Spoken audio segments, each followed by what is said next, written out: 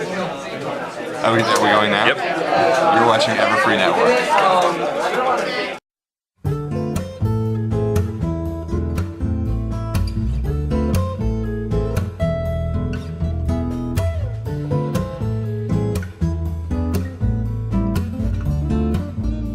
And now, Everfree Radio presents Stay Brony, My Friends, with DustyKatt.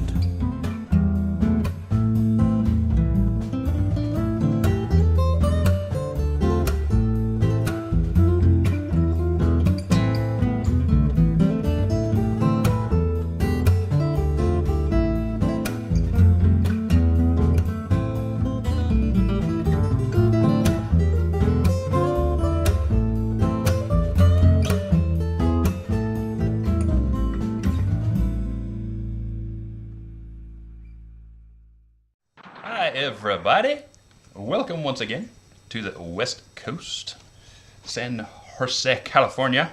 For all of you, beautiful day today. Got a lot of my Christmas shopping done. Yes. And I get to talk to one of the awesomest writers out there today, Mr. M.A. Larson. Mitch. Hello, hello, Dusty. There you is. Now, I gotta talk to my viewers for a second here. Mitch is actually on his cell phone. He's out giving his daughter a walk. So, if you hear all the downtown noises of Los Angeles, California, that's what's going on. Okay. I'm gonna try to avoid UPS trucks. I just heard one go by. Yeah. Now I know where he is. Oh, how you doing, Mitch? Not bad, not bad. How you doing? Awesome. And I got a little picture of you and your daughter up there over my shoulder. I hope your daughter does not turn out like Diamond Tiara. Diamond Tiara. You know, it's like, she's right on that border right now. You write her very well. Oh, thanks. I like the way you write Diamond Tiara. We're gonna go straight into it. I got a big list of questions right here, and we're gonna go and find out what makes your brain tick. Oh God! On certain things. I need to lay down. Let me get my glasses. There we go. And a little Twilight's like, I didn't know that you were so angry at Applejack. Let me tell you about that. It starts with my mother. Oh, again? Oh, one of the greatest things that you did for this show, this community, at least in my mind, is that you gave Luna a voice and a personality in Luna Eclipsed. How hard was it to come up with that version of Luna? I mean, everybody had their ideas of what she was like, angsty teen Luna or gamer Luna or any of this stuff. How did you come up with her? Were you actually like sort of given the task like, here's Luna, make it? Well, luckily I didn't know anything about any of those other versions. Mm-hmm. You know, there's a year plus between when they're written and they come out in the air. Uh-huh. So any of that speculation that happened in between, like that episode was already done. But it was, you know, the way the show works is we get given premises by Lauren and Rob, or now Meghan. Uh-huh. And I just happened to get the Luna one. So I went back to the pilot to kind of understand her voice, and she didn't really have any kind of voice whatsoever, which was awesome. And then, you know, just coming out of the story meeting where we kind of went the direction of she's new in town, she's been gone for a long time, almost like she just got out of prison. Okay. And it's still living in 1972 or whatever it was. She still has those customs, you know, that Right. kind of thing. The kissing hoof custom. Yes, Yeah. exactly. But the first version we did was based off the character from Parks and Recreation, the Aubrey Plaza character. Oh, okay. She wasn't quite as regal. Mm-hmm. She was more, what am I trying to say? She was more just kind of an everyday pony. Mm-hmm. She wasn't as regal and royal. But it was the same character motivation. She was still sort of, you know, a fish out of water, just got back from 500 years on the moon or whatever it was. Right. So it was still, I don't know how to fit in here, and I don't know what I'm doing here. Everybody's afraid of me, and it was still that kind of thing, but it wasn't the Royal Camelot voice. That came in the second draft. Oh, okay. Yeah, 'cause that's Which hilarious. was a Hasbro note, it was a great Hasbro note. The first draft I thought was really funny. It was Lauren's idea to do that Aubrey Plaza version, and pretty much the same stuff happens. Right. But Hasbro thought it would be funnier to do more of a arcane, royal traditional kind of thing. She falls back on the tradition she knew before she went away. Yeah. Yeah, I can see that point. And it turned out to be a really funny note. So it was by far the biggest rewrite I did on any of the episodes, because it was changing the entire character, which never really happened. But I think it worked out. It turned out to be pretty funny for her to behave that way. Yeah. Seeing as you when you were a very early writer on the series, so you were most of season 1. How has working with Lauren changed into how you're working with Meghan? Has the process changed at all? It's changed a little bit, but it's essentially the same, because Meghan has worked on a lot of the same, stuff as Lauren. Sorry, I'm winded. I'm going uphill right now. The difference is that in the Lauren days, it was Lauren and Robert Zetti who was the story editor, and Meghan replaced Rob. She didn't replace Lauren. Mm-hmm. So there is no Lauren now in the room, but Meghan did a really smart thing in having, outside of the Writers' Summit where we all get together, of our story meetings, she would bring 2 writers and brainstorm 2 episodes at a time. Sorry, let me catch my breath. That's okay. I've just crested the summit.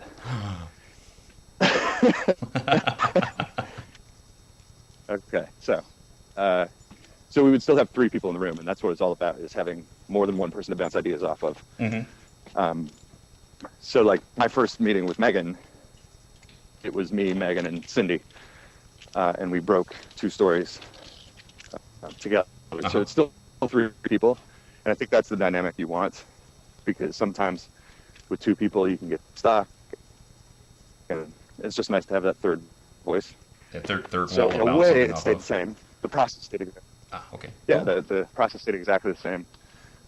But Lauren had set up such a strong trajectory for the show to go on. Mm-hmm. By them with the first 2 seasons, and then also having Jason and all the Canadians, they all had such a strong. I mean, we're all on such a clear track show that it wasn't like we were reinventing the wheel. It was just like carrying on with what was already in place. Cool, that's awesome. Okay, so with the Return of Harmony 2-parter, when you planned that episode, did you actually plan to write Discord's part for John Delancey and then luckily get him, or was he in play the entire time? And how fun was that to write for John Delancey, for crying out loud? The first thing you said was exactly what happened. I was so excited to be getting a 2-parter. Mm-hmm. I'd never done a 2-parter on any show, and I was relatively new to the staff. I only did 3 first season episodes, which were all awesome. Meghan and Amy and Charlotte and Cindy. They all have more experience, I think, with Lauren than me at that point. So I was really excited to get that 2-parter. And then I went into the meeting. It's a short paragraph. It mentions that this spirit of chaos, Discord, comes back, and that's all it is. There was no real hint as to who he was. Mm-hmm. So when Rob and Lauren and I'm trying to break out the episode, Lauren and Rob got all excited about Q, and they were like, we should think about doing something like Q, and I had no idea what they were talking about. I'd never watched Star Trek, so your geek cred's going down in a hurry. I have a lot of admissions like that.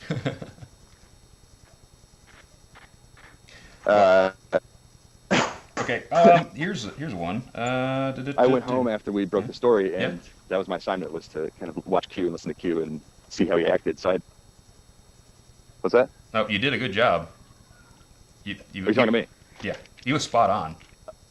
Well, I was just going to watch 1 or 2 Next Generations on YouTube, just so I could hear his voice. And he was so entertaining and so fun and so funny and just so enjoyable, him and Picard.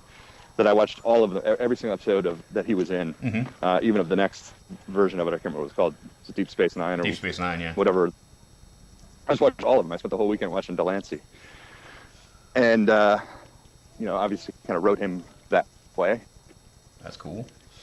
And then hope that whoever's going to come in and do the voice would just kind of capture that flavor of Q. And then lo and behold, it was Delancey himself. So wow, it worked out even better. That is awesome. Yeah, that was after it was all written and it was all written and sent off before Delancey came on board.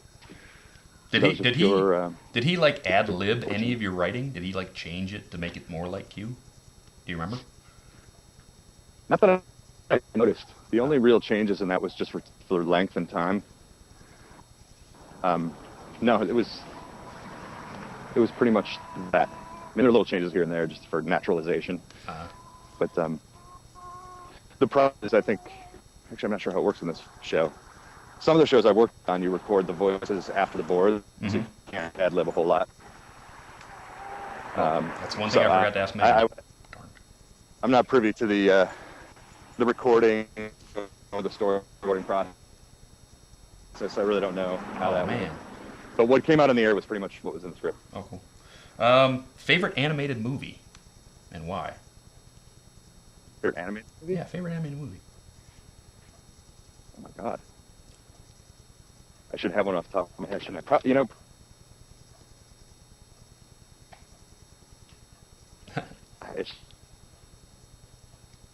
Oh, I stumped him, folks. Stumped him. Still there, Mitch? Yeah, I guess that would be. Oh no, can you not hear me? I can hear you now. Remember, folks, we're on a cell phone. Sleeping Beauty. Sleeping Sorry, Beauty, guys. nice. I thought I was in a clear range. Going with the classics. Yeah, Sleeping Beauty. It's like if you look at the backgrounds and the animation, and it's just so gorgeous. It's just stunningly beautiful. I tend to agree with you, Heather. And it's a great story. Dark and scary, and yeah, it's a fantastic film. Things like I grew up on Wide World at Disney on Saturday nights, which I'm sure you did too. It's like, yes. oh yeah, it was all the old 40s. You know, they would bring back a 40s movie once a month, if I remember correctly. Yeah. Yeah, it was pretty cool. There's something. There's a different kind of aliveness to that sort of animation. Oh yeah. You know. Then you watch something like Chicken Little. You just see the other side of it, where it's just these, you know, ridiculous, shapeless things running around doing stupid dialogue. Yeah.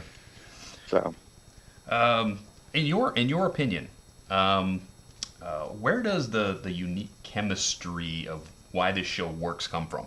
I mean, is it the writing? Is it the acting? What do you feel, you know, that is pulling this whole thing together? the chemistry question is really strange because, you know, none of us are together. We don't hang, well, we hang out every now and then, but we don't get together in the writer's room. We don't interact with the Canadian people unless Jason and Woody come down for a meeting. The first time I ever met Tara was at Equestria, LA a few weeks ago. It's like we don't really... So chemistry is really strange because we're not together in that way. But I think the reason it works is because Lauren set up this show where you don't have to be... You know, it stands out because it's so genuine. It's not cynical. It's not clever and postmodern and, you know, kind of cynical. Yeah. It's really just joyous and happy, and the characters are nice and fun, and I think everybody fed off of that and really responded to that and wrote to that and did the voices to that and did the boards to that, and you know, the animation is so alive and happy and joyous. Yeah. It just all has that refreshing joyousness. I happen to agree just about everything you said. that's sort of where I'm feeling that, you know, everybody's putting their all into it. It's sort of like the happy accident where, you know, the concept was so good that everybody wanted to do their best. I've worked on a lot of shows and a lot of other shows out there that I just don't watch because it's so boring to watch so much snarkiness, and the characters are just hostile to each other just for the sake of a joke or a laugh. Right. Or, you know, and that has its place, but it's really refreshing to work on and watch something that doesn't have that in it. Yeah. it's refreshing to watch it. You know, for years you're watching cartoons and you're just like, let's rehash another, and then you have something fresh new concept like MLP, and it's like, wow, I'm gonna watch this because it's happy. You know, it makes me happy. I come home from a bad day at work, and like I work Saturdays, so I can't even watch the episode until I get home from work. So sure enough, I get home Saturday, and I'm gonna watch Bad Seed, and Caradwin has a cider on the table and the controls sitting there on the couch waiting for me because he knows that I'm gonna have a bad day because it's a sale weekend. So it's like, here, it's queued up, go. Nice guy, Caradwin. Yeah. Oh, I love that. Yeah. But that's I think it's a bigger issue with just culture in general. Is it's hardened and it's angry and it's this undercurrent of. I'm tired. I'm tired of hardened and angry people. I hope you are too. Yeah, that's the thing. It's like outside of animation, I think it's refreshing in popular culture in general. Yeah. Which might explain part of the Brony movement. Could be. People just get really sick of just this constant attack. Mm-hmm. Everybody attacking everybody for laughs and this and that. Yeah. And again, it has a place. I'm not disparaging that, but that's why it's so refreshing to see something that's not like that. Absolutely. How about this? You know that the Bronies have grabbed all the background ponies and given them their own little how do you do? You know, everybody gets a personality now, even the background. So which background pony would you like to write a story about? And why is my phone going off? Oh no, can you not hear me? No. Somebody is calling me and I have no idea what the number is. Go away. I'm on show. Leave me alone. So yeah, go back to the question. The question is background pony, like Vinyl Scratch or Octavia or Derpy or Bon Bon. See, or Lyra. It's a little hard because I really don't know a lot about them. Mm-hmm. You know, I think all of us have said before at these things that we stay away from a lot of that stuff just so it doesn't come into the writer's room and that kind of thing. Okay, so even if you don't know anything about what we've done to any of these ponies, okay, is there a pony that graphically grabs you when you watch the show? It's like, that looks like a neat character to write for because you've got a good design or something like that. Come up with your own background for that pony. Yeah, I mean, this might be a little bit of a dodge because it's not a pony, but that sea serpent from the pilot. Oh, Stephen Magnet.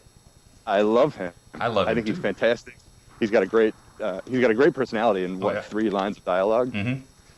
So I don't know if he counts as a background pony, but absolutely he does. Oh yeah, Lee Tokar would love you because he voiced. I love that guy. I would love to see him back again. He's a great character. Yes, I would too. We actually, Lee and I came up with a whole sitcom about how Stephen Magnet opens a hairdresser's shop in L.A. I would watch. I would watch that too. I would absolutely watch that. That's cool. Let's see. Okay, let's get into some other ones. Favorite. Have you watched most of the show? Have you watched most of the seasons? Or do you don't? I've seen everything. I think it's everything except for the most recent one. Yeah. Okay, then if you've seen some episodes, what is your favorite episode that you didn't write? Best Night Ever. I love Best Night Ever. Oh, absolutely adore it. Best Night Ever is awesome. That one is. It's just got this magical vibe. You know, you're a candlelight, and I love that it's at night, and the song is so good, and you get to see all 6 of them. And there's just this like air of anticipation in that episode that I love. Oh yeah. I love that one. What's gonna happen? How about the favorite episode that you actually wrote? How about you did? It would. I got 2 of them. Like I would say Return to Harmony because it's a 2-parter and you can do a whole lot more. And Discord was spectacularly fun to write. So there's that. Mm-hmm. Plus, you can get into deeper emotional stuff like when Twilight reads the letters. It's easier to do something like that when you have an hour to do it. Right. So that's really nice. But I would probably also say the Super Spider, whatever. Super Squeezy. I can't say it. That song was fun, and those guys were just a riot to write. Oh yeah. It's actually it's one guy, it's one brain. You can write it for 2 characters' voices, and the whole point of them is to confuse the town's pony. So you just do this rapid fire, like he's talking, then he's talking, and heads are shooting all over the place to try to keep up, and that was just really fun. So I guess I like writing the antagonists. Now we know. You like conflict. But I like fun conflict. Like that's the other, back to what we were talking about earlier. They're not, they're not these, they're fun antagonists. Discord and the Flume. They're not nasty. They're fun. Seeing as my roommate will kill me if I don't ask this question, who do we have to kill to get you to write an Applejack episode? I can send you a list of people at Hasbro. Okay, cool. No, that was a joke. Oh, there's a joke. Joke. Yeah. I don't think anybody's actively. I mean, there's obviously the rest of season 3 and the future. So who knows if there are Applejack episodes or not. But I don't think there was any concerted effort to not give her a specific episode. I think, when you hear Applejack, it would just tend to go to the family. Yeah. Which is fine, but, I agree. I think it would be nice to have an episode that's She just needs her. a song. She needs FedEx. That's not UPS. It's FedEx. Oh, God. FedEx. FedEx. So, I don't know. Maybe there's one coming, maybe not. We need a song. We'll see. We need an Applejack song. She's Driving rock country song. Yeah, totally. I love Applejack. I really love her. See? Best pony. Care to Win is all over Applejack as best pony, and now you've proved it. You love Applejack. I can agree. It's between her and Rarity for me, but I'd probably there you opt go. for Applejack. There you go. Let's see. I'm looking over my list. Okay, as a writer, you obviously have favorite movies, right? What movie? Yes. What movie would you like to remake? Oh wow. Yeah. Put your twist on it. Oh, I should have this on the tip of my tongue because I think this all the time. When you see a movie that has a great concept, but it's executed poorly, too often they remake movies that are executed well. Yeah. And that defeats the whole purpose. Like a couple years ago, they remade The Taking of Pelham 123, which is one of the most perfect movies ever. And why you would remake that, I don't know. Why did they remake Rollerball? I don't know. Rollerball was awesome as it was. James Caan, come on. And then you put LL Cool J in a Rollerball? No. I like LL Cool J, don't get me wrong, but why would you remake Psycho or Total Recall? There's just so many movies that were done so well the first time that, to me, it's you want to take something with a great concept and then do it right. Yeah, pretty much. And I wish I had an example off the top of my head, but I don't. I might come up with one later. Okay, cool. Let me think about that. Okay. Let's see, what else have I got here? Who, as a writer who's not working on Friendship is Magic, would you like to see working on the show? Somebody we would know, example. Do you hear my daughter, by the way? Yes, and she's awesome. She's howling. So who is a writer who's not working on the show who I'd like to see on the show? Yeah. Wow. I have absolutely no idea. I really don't. Michael J. Straczynski, maybe? Say it again? Michael J. Straczynski, maybe? We get a Babylon 5 episode. He did Babylon 5. I don't know writers. You don't know writers? Oh, okay. Okay. I don't know writers' names. Oh, God. I know, it's sad, isn't it? Sad. It's so sad. Maybe how about David Simon from The Wire? There you go. Awesome. I don't know if he'd do a good episode, but I'd like to see it. How about this one? You ever thought about pitching your own damn show? What's that? You ever thought of pitching your own show? I have pitched shows. When I first started doing animation in 2005, every time you're on a show, you've got, if you're on staff, which is really rare, you've got a few months where you have to start worrying about what your next job is. And if you're freelance, you're just constantly worrying about what your next job is. So everybody kept telling me the only way to get around that is to have your own show. So I pitched things here and there. I sold a show to Disney a few years ago that didn't really go anywhere. Okay. And I've just turned it into a book series that I sold to Penguin. So that'll be coming out next year. Oh, awesome. Can you tell us the name? And it's It doesn't have a title. Oh, okay. Part of the problem. So I've just finished the first one of those, and I'm going to write the second one. Cool. And sold the movie rights too, so there should be hopefully a movie coming out at some point.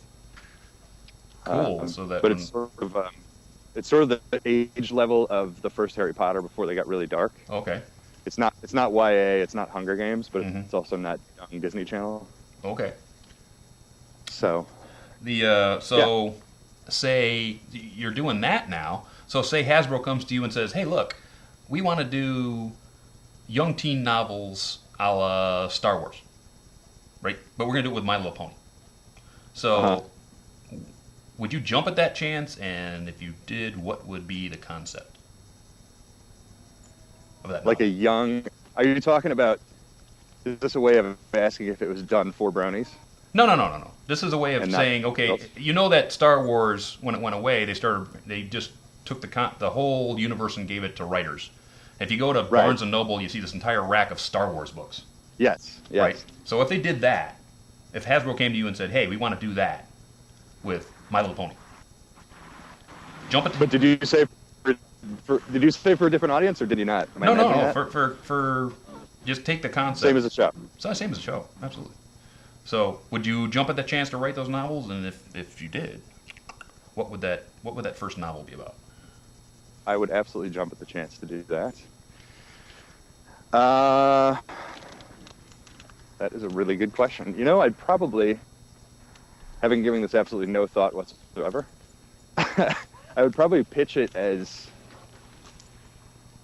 Well, this might be a bad idea. I was going to say I pitch it as doing it from all the background characters' point of views, like one from this character, one from this character, so that the main 6 would actually be background characters.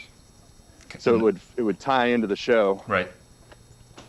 And the universe that's already created, and those familiar characters that everybody loves would still be there, but maybe it would expand the universe in that way. Nice. Sort of like that new Star Wars thing that they're doing with the robot chicken guys. Oh, right. Sort of like that. Good idea. Maybe. See, he's very smart. Let's see. We're almost at. But that's break probably time. why I wouldn't get the job. Yeah.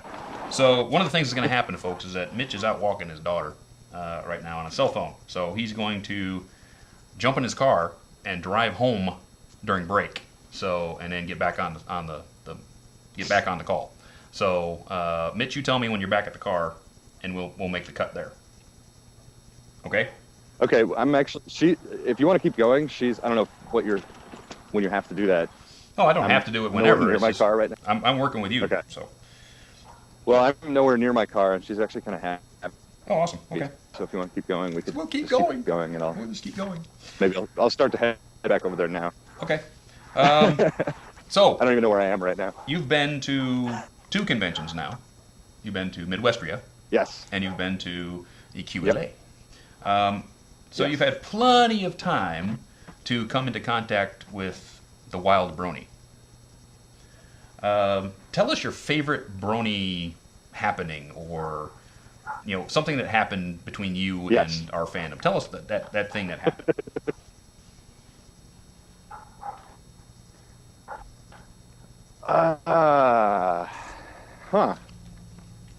Boy,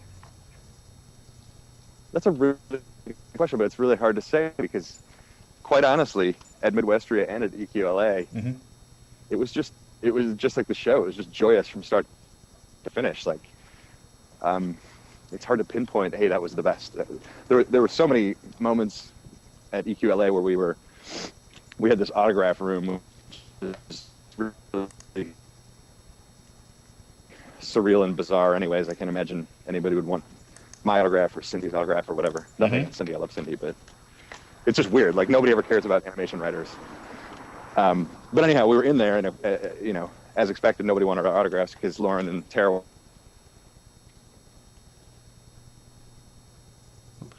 Still there? Mitch. Did you lose me? Yeah, I lost you for a second. Go ahead. I'm saying the most profound stuff right now.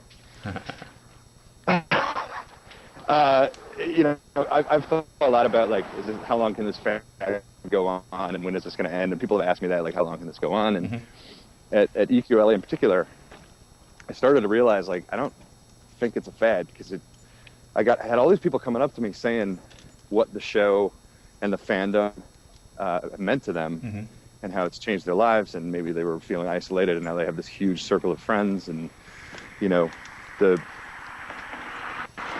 it's just that kind of story. It's like that's where I really learned that it means something to people, and it's more than just, isn't this funny? We're watching a show for little girls, ha ha ha.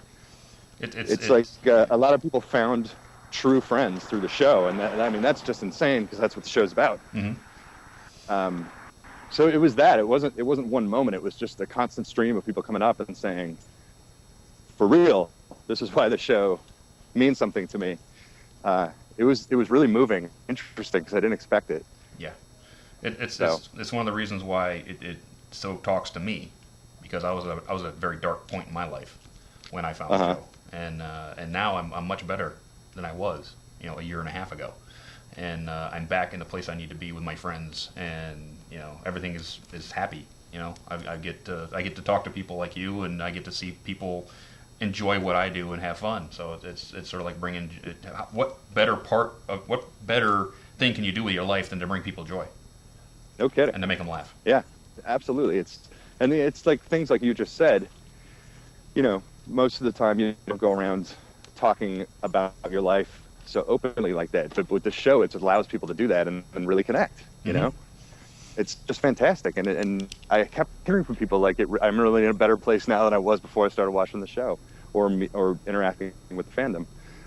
So yeah, it's like you said, it's like, what could be better than that? Yeah, what can be better? I have a quick question for you, and I would love to see more of Daring Do, as I put my Sahara hat on. And I need more Daring Do in my life. I want to know who I got to bribe to get another Daring Do story. That's what I want to know. I'm going to find out from Meghan what the cost would be, and I'll text you. Okay, do that. I'll whip out the wallet tomorrow. Absolutely. It's so interesting, too, how these characters that you write, and then you think that was a fun character, and that episode's done and gone. Right. And how many different characters people want to see come back. Oh, yeah. It's crazy. Daring Do could be its own series. Yes. I mean, if you really step back and think about it, there's enough background to that character, and she has an enemy, she has a backstory, all within that one episode. She has a really cool enemy. Oh yeah, she has a really cool enemy, and she travels the world trying to get, you know, the same thing, pull the whole Indiana Jones thing out, but it's still Daring Do, and it's like, I would love to have that. So. Yeah. Well, I'll run it by Meghan. You ran it by Meghan.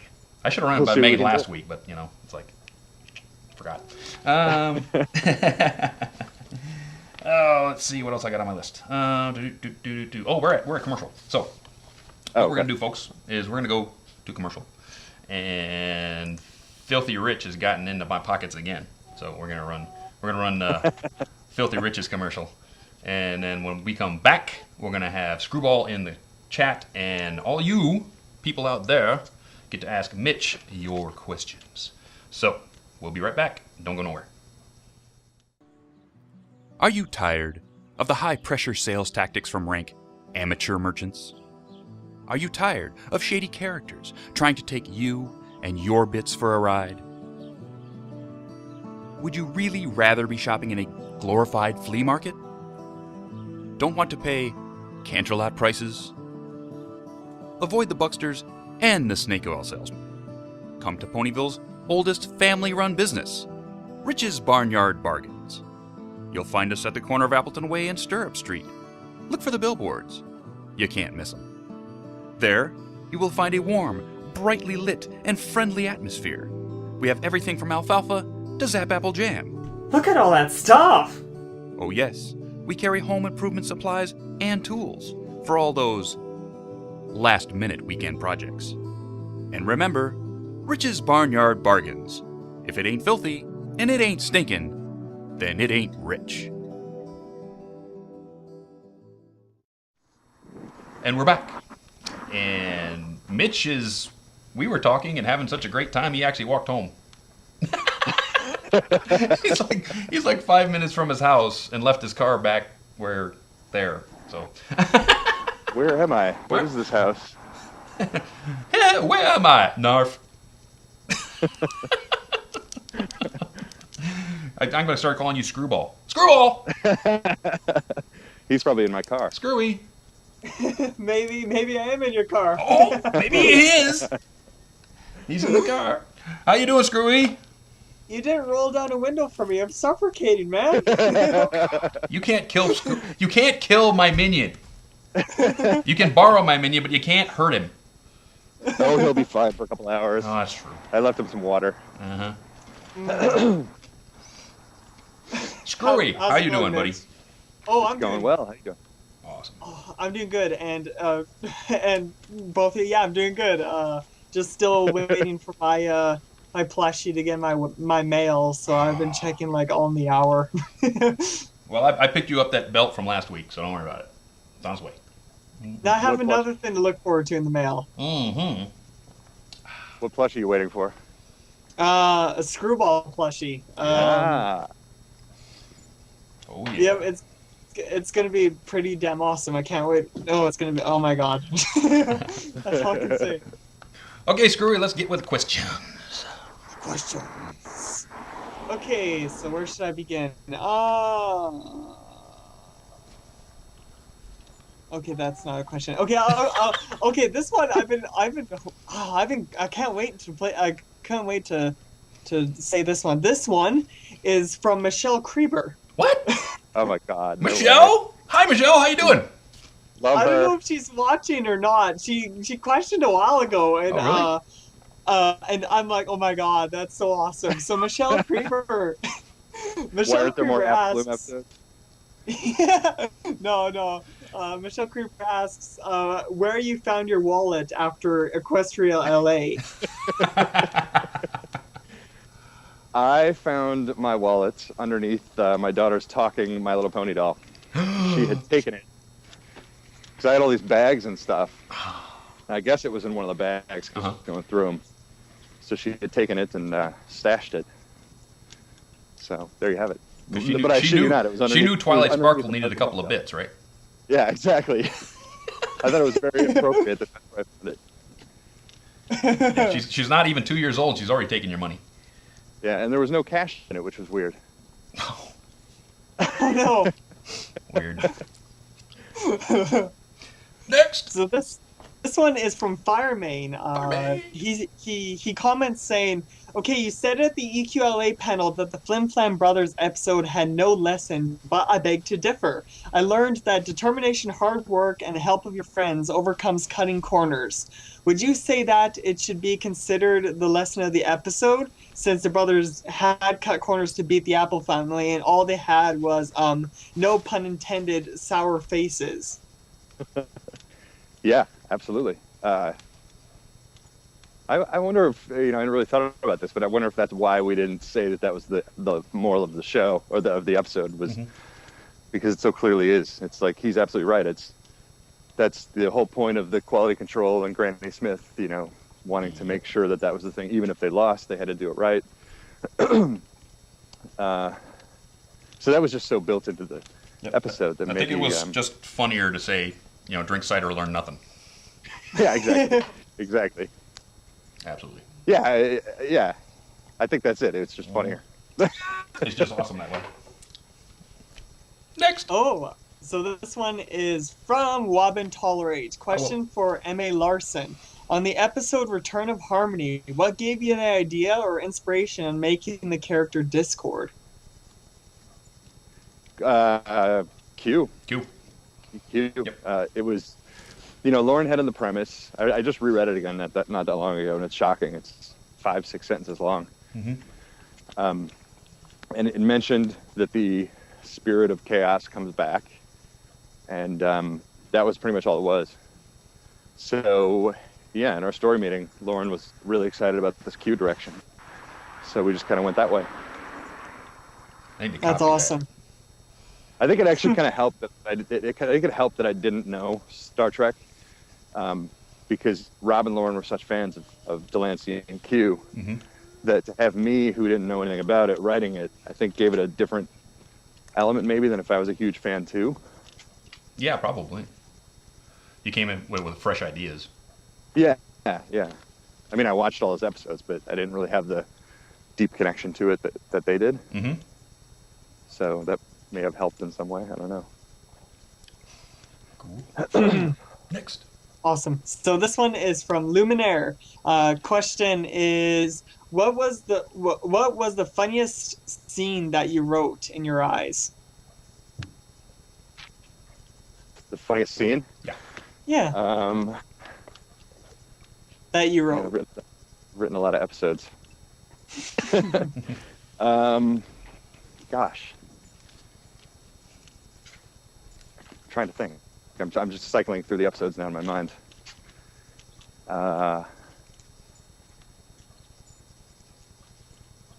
Boy, I don't know.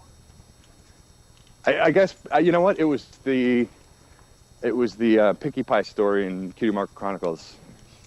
The rock farm thing. Yeah. I had a real blast writing that. That was a lot of fun. So maybe that. Awesome. Top of my head. So, this is the silly question. I love bringing this one up. It's been a while, but this one's from Fluttertree. For guest, if you were a tree, what kind would you be and why? Oh boy. I'm supposed to say something funny, right? I'm not anything. If I was a tree, God, I don't know. I know. I know. I'd be a redwood. There you go. Oh, there you go. How about that? So this one is from... Why? Because I can't think of anything else. I guess redwood is just your tree. So this one is from Gavin. I know I always say your name wrong. Gavin Gab. Where is it? So this one, the question is, what has been the best script to write in your whole career? Ooh, good question.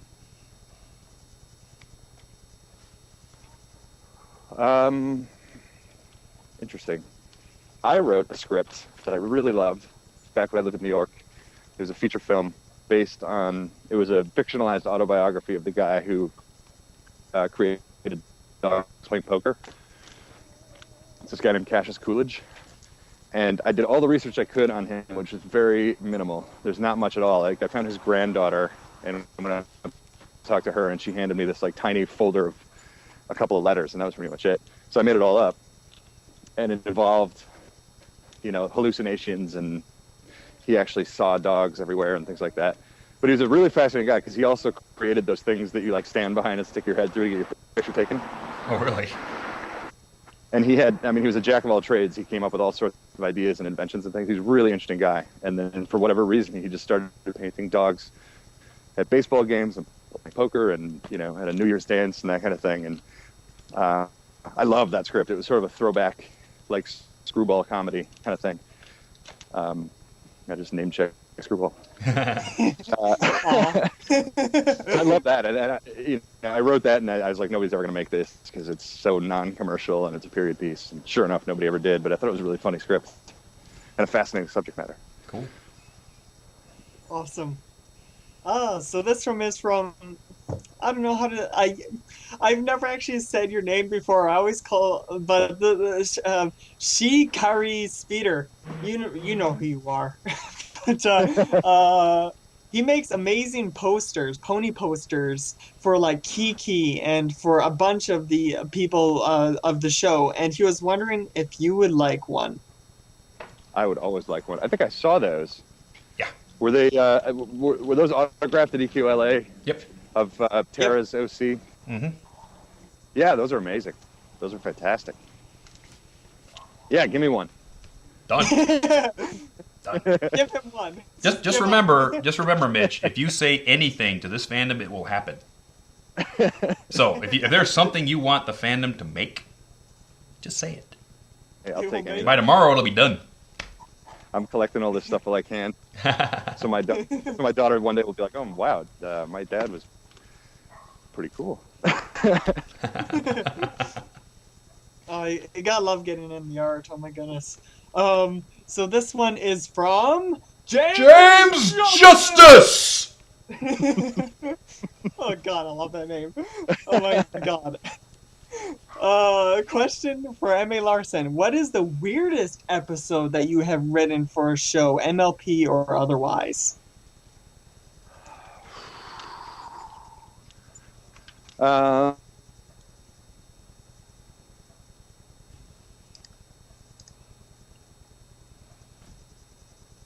don't know, Double Dipper was kind of weird. I love Double Dipper. Uh-oh, did we lose him? Let me check this guy. We might have lost him. La-da-da. Mitch, probably- Mitch. Hello. There you are. Oh, there we Sorry go. about that. My wife called and I didn't know how to not take it. Oh. Honey, what are you doing? Oh, just talking to guys on the phone.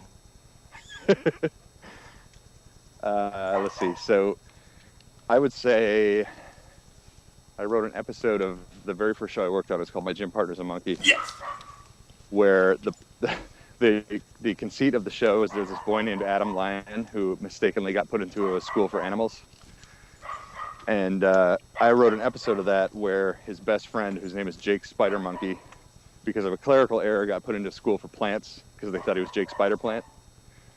So the whole episode was Jake trying to fit in with all these plants at a new school. And that was really bizarre. And I thought it came out really well. It was actually storyboarded by Chris Savino, who wrote a couple episodes of My Little Pony season 1. Nice. Wow. That was a really weird episode, but I really liked it. I like that show. I loved that show. Whenever I caught remember that? whenever I caught that See that show, one? which wasn't often, it was awesome. That was season 4. That was the last season. Aw. So this one is from Imperious. You know, I'm gonna have nightmares of plants now. But this is from Imperious. Question is, did your daughter somehow inspire Diamond Tiara? Sorry, say it again. Does she what? Did your daughter somehow inspire Diamond Tiara? No, she did not. She wasn't even born when Diamond Tiara was born. Ah. My daughter's not even a year old. The OC that I have, which was done by the fabulous, what is it, at Minnie Mouse Girl, Mhm. Foxy Hooves, Foxy Hooves. was off a photograph of me holding my daughter.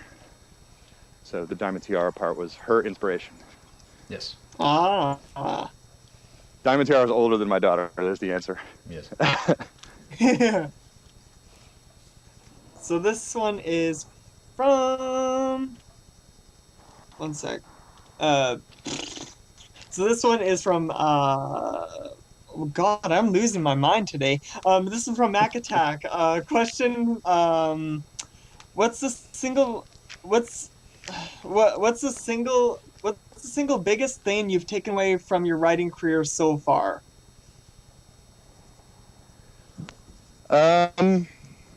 I would say this is really boring, but I think it's important. A friend of mine who Oh. Mitch, where are you? That phone of his. Well, he does live in a canyon, people. to own your own Yeah. intellectual property. Oh, there he is. Oh no. We lost you for a minute. Go, start again. Am I gone? Am I gone? No, you're here. Sorry, guys. Sorry, everybody. This is the only way to do this without my daughter shrieking the whole time, so my apologies. Okay, no worries.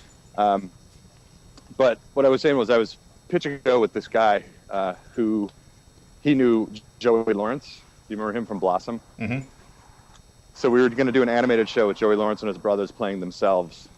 And we were, you know, we kept having all these meetings to kind of put the show together. And he kept telling me over and over again, you've got to own your own intellectual property. Yeah. And it sunk in. And the book I was telling you about, you know, I wrote that whole thing not knowing if anybody ever want it. It's like a 400-page book, and I managed to sell it, and then I managed to sell the film rights. So there it is in action. You know, I owned my own intellectual property, and it allowed me to get a book deal and then a movie deal. Whereas if I was still writing just animation stuff, you know, you're making union wages, which is the minimum you can make, and you're just constantly in fear of where's that next job coming from. So I think that was the most important thing, is pitch your own stuff, come up with your own stuff, create your own stuff, which this fandom seems to do anyways. Yes. And that's the way to do it. It's working for other people and other people's shows is really valuable, but you can't do it forever. You got to own your own IP. So there you go. Fan Built is coming, people. December. Lee Tokar's big project, Fan Built, where we all get to make stuff and have fun. Oh, that's great. Yes. So Awesome. Yeah, do that. Keep an ear out for it. Next story. So this one is from Pink Pearl Apple. Question is for all of us. Are you looking forward to Magic Duel this Saturday? Hey, yeah. I might watch it. Might? You're Might gonna watch it? No, I'll watch it. I feel like I need to watch last week's first. I want to see them in order. You're gonna love the song. The song that Daniel. I keep hearing about that. I keep hearing the song was great. Dude, it's the first song of season 3 that has been remixed about 17 times already, and it's only been like a day and a half. Fantastic. I mean, all right, come now on. I gotta watch it. I'll watch it tonight. It's fun. It's a fun episode. I liked it. Being one of those, you know, oversized, oversensitive kids when I was in grade school and always picked on. Yeah. It touched me in places it probably shouldn't have, but it did. So Right. yeah, it's just one of those things where it was done. The concept and the thing about bullying was handled very, very well. So you know, when I heard they were going to do a bullying episode, I was going, oh, I hope they don't screw that up, and they didn't. So Cool. Excellent. I can't wait to see it. yes. Next. It's adorable. Okay, just FYI, Yes. I'm getting in the car now, so we'll keep going, but I will drop out at some point, and then I'll come back on. Okay. And I'll have a better connection, I promise. Absolutely, no worries. So keep going. Keep going. So this one is from Blitzwayne00. In Secrets to My Success, Spike grows based on his greed. Is greed the cause of how dragons grow, or side effect of aging, or is it just specific only to Spike's specific race of dragons? We're going deeper. I will be talking strictly speculatively here, because I don't think we ever talked about the global implications of that episode. But I think if I had to guess what's in Lauren's head, she would have said that's how dragons grow. Yeah. Dragons are known for hoarding, and the really big dragons would sit on piles of gold. And I can't say for sure, but that would be a guess. Mm-hmm. But that rainbow one kicked me. Always reminds me of The Hobbit, and I'm so pumped for the movie. Me too. That trailer looks great. Absolutely. Oh man, it does. It does. So this one is from BRONY. How was your experience in Lil's pet shop? It was outstanding. There's a huge overlap of cast and crew, as I'm sure you can tell. Mm-hmm. And the part that wasn't overlapped was the showrunners, who happened to be the people who created My Gym Partner's a Monkey. So they gave me my very first job in animation, so it was so fun to go back and work with them again. Cool. And it was operated very similar way to My Little Pony, in that there's a big writers' summit where we sort of brainstorm ideas. But I would say on Little's Pet Shop, it's more you come up with your own premises and work with Tim and Julie on the premise. Whereas in My Little Pony, a lot of times we were just, given the premise. We'd brainstorm them in the writers' summits, but then when it came time to distribute episodes, it was like, here's the one you're doing. So on Little's Pet Shop, it was more like I would submit, here's 5-6 premises, and then Tim and Julie would say, these are good, work on these aren't good, or we're already doing something like that, or whatever. But aside from that, it's been the same. It's sort of the same process, and It's been a lot of fun. I've got one that aired that I haven't even seen yet, and then the next one that's coming up I think is my favorite. It should be wacky and fun. So Cool. Be on the lookout for that, people. I'm probably going to lose you any second here, but Okay. I will jump back on very quickly after. Okay. If we lose you, we'll go into something else and we'll just wait. I think we just lost him. And there he goes. So, don't go anywhere. Perfect timing. Perfect timing. Bloody hell. Don't go anywhere. As soon as he comes back, we will be right back at it. Okay? Yep, call dropped. So, we are going to do something that we do every now and then. So, what I have for you are ponies. These. Some people can't get these. This is the pony wedding set with Princess Cadence and Shiny Armor. And this is the Spa pony set, which has Lotus and Sakura in it. So, what we're going to do is we're going to have a contest. And whoever wins is going to get one of these from me. So, and Care to Win, who graciously donated them to the show. What we need is a concept for a contest. So, Screwball. Yep. What do you think? What should we do? For a concept? Yeah, what should we do for a contest so that our wonderful fans can get these ponies from us? What do you think? Okay, so we need it so that everyone could actually be able to pull it off. Yes, so everyone has a chance. Huh. Everyone has a chance. Everyone in the chat can have a chance. Is it like, so should we pull off like a questionnaire kind of thing? Maybe based on our show? Maybe. Maybe. Maybe. But we already did that. So, you know what? You know what I'm gonna do right now? I am going to say, all right. There is a show that we did not talk about with Mitch yet that he worked on. And actually there are three shows that we haven't talked about yet. The first person in the chat to come up with one of those 3 shows gets a set of ponies. Go. Everyone's saying Gravity Falls. The first one said Gravity Falls. We talked Gravity Falls. Sir Blitz, but we already talked about that one. Then Then there was Madge Vic, which was Biker Mice from Mars. He didn't work on the show. Yeah. MLP Problem says Symbionic Titan. Done. Oh, did we ever talk about Foster's Home? MLP Problems got it first. Yeah, there's Simroth one and that's Titan. actually right before him. There's actually one right before him that actually says Herps Fiel says Foster's Home. Okay, then they're first. Foster's Home. He did work on Foster's Home. He had 1 episode of Foster's Home. So, that is the winner. So, you get your pick. Which one do you want? What does it say? Where is he? Your pick. Where's your name again? God. Cadence or Sakura? Hold still, you. I'm trying to scroll up. I'm trying to keep an eye on the name.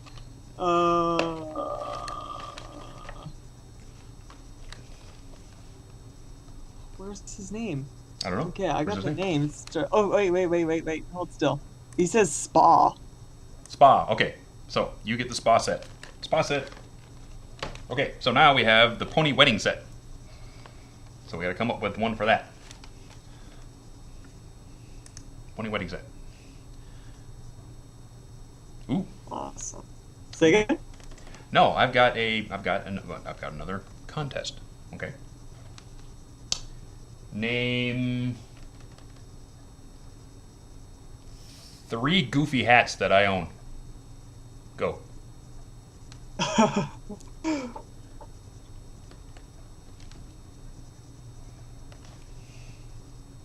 Gotta name 3. Gotta name 3, not just one. I'd say put all 3. Okay, first one put 3 in. Oh wow, look at that. Hold still. God. From Darth Avrus. He said, "E Piff Cowboy." I don't have a cowboy hat. Yeah, Kim says beret. Pip can. You don't have a I don't beret. own a beret. Yeah. He's never.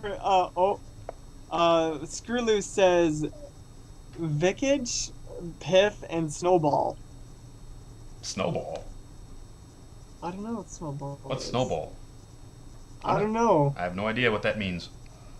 Gavin Gap says Macho Man, Daring Do, and Fedora. Done. You win. Oh, geez, trying to keep up with these is straining my eyes. So you two get your contact info to my boy Screwball, and I will mail those out to you tomorrow. Thank you very much for playing, and thank you for being here. This will happen every now and then. It won't happen every show, but when we feel like it, we'll throw you some swag. Okay? Okay. So we're waiting for Mitch to get home and get on his computer and see what we can do, because right now I'm sort of like, I'm at a loss. So, Dusty, who how wants- are you doing today? I'm doing fine. How are you doing today? I'm doing awesome. All right, we could run another commercial. Ask the chat which commercial they want to see. Okay, let's see. What commercial, guys? Everyone's saying Babseed. I don't have Babseed. Yeah, what is this? No, they're like, play Babseed, play Babseed. I don't have it. What? Screwloose says Derpy Mal. Derby Mail. Derby Mail. Anybody else? Let's see. We got Gak. I don't have a GAT commercial. Well, I should make a GAT commercial, shouldn't I? Oh, that's hilarious. BMV says Rock Farmer. Imperius says Pony Joe. We did Pony Joe. Babseed, Gak, Babseed. I don't have a GAT commercial. I need to make one. You should. That would be funny. You should. Oh man. You know what? You know what you people get? You get to cry again. We'll be right back.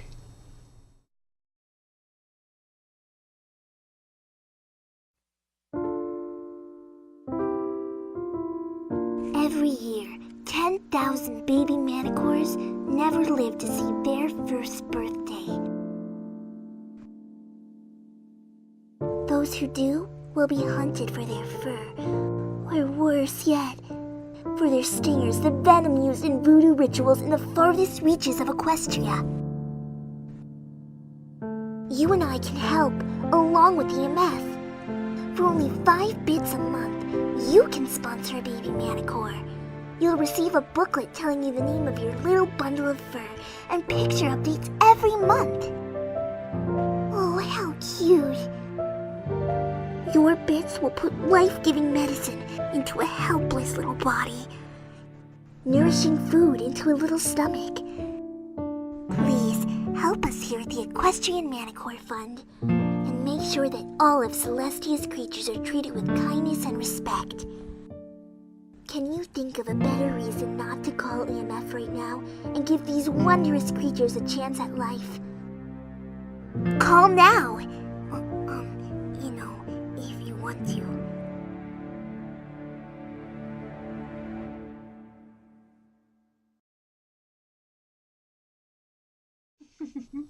Hi guys, we're back. And so's Mitch. Hey. Hey. Awesome. Yay. Yay! Welcome back. So what's going on out there? Well, we gave away a couple Oh. of pony sets while you were gone. So, and then we played a commercial, and now we have you back. And I hear Diamond Tiara in the background. Yep, you So- can hear her. So we put Diamond Tiara up over my shoulder because she wants the spotlight.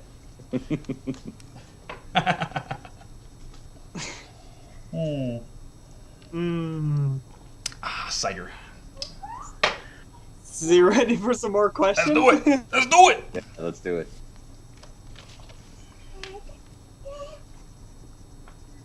Question for Larson. Well, not really a question. I don't know the inside joke to this one, so I'm just going to go along with it. Is describe your relationship with full papers. describe my relationship with Full Papers? Is that him? Is he asking? That's what he's He wants asking. he wants to know what our status is. I guess. He is a dude that I met on Twitter, and you should all follow me, by the way, because I'm sick and tired of Amy Keating-Rogers having thousands more followers than me. Yeah.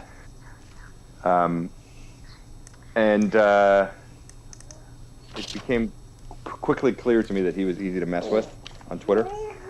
So I did, and kept doing that, and that's kind of it.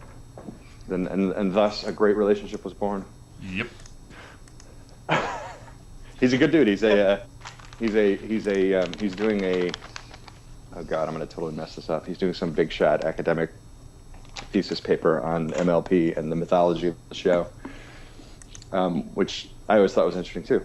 That Lauren put all that stuff in there. So that's it. He's just, he's a really good guy, and he's really fun to mess with, and I would recommend it to anybody who wants to. Yep. He's guy. He's Frasier. When you think about it, he really is. Oh, I grew up to that show. It was such an awesome show. Me too. That's a fantastic show. So well written.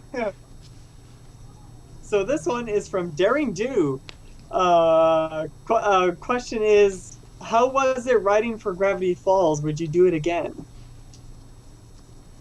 Well, it seems to be a misconception that I write for that show. I did one episode because it was Rob Renzetti's new show. He went over to that show, and I think it was between seasons or something. And so well, actually, there's a little bit more to it. I interviewed for the story editor position on that show. But they went with a guy who was a writer for The Simpsons, so I guess I can't really be upset about that. Yeah. I would have picked him too over me. But the meeting went really well, so they asked me to do an episode, and I went for the episode. It was so early on. They were just hiring staff, and it was kind of chaotic. So I just did the one, and then I think they solidified the writing staff after that. So I was just sort of there to help kind of get it going a little bit, I guess. Mm-hmm. And then they had staff writers. See, that's a different show than My Little Pony or Little's Pet Shop, where we don't have staff writers. Gravity Falls has a whole staff. They have the staff, the story editor on staff, and they have a bunch of writers. Is that really the way Disney works when they do a show? Do they have like staffs for each individual show? Yeah, I would say so. It's a little, it's a little weird because I wrote for a show that's on now called Randy Cunningham Ninth Grade Ninja, it airs on Disney XD, but it's being produced by Disney UK, and they have a staff, but they're not at Disney. They're not on the Disney lot. And I freelanced on that show. I wasn't on the staff, so it's sort of every show is kind of run its own way. Mm-hmm.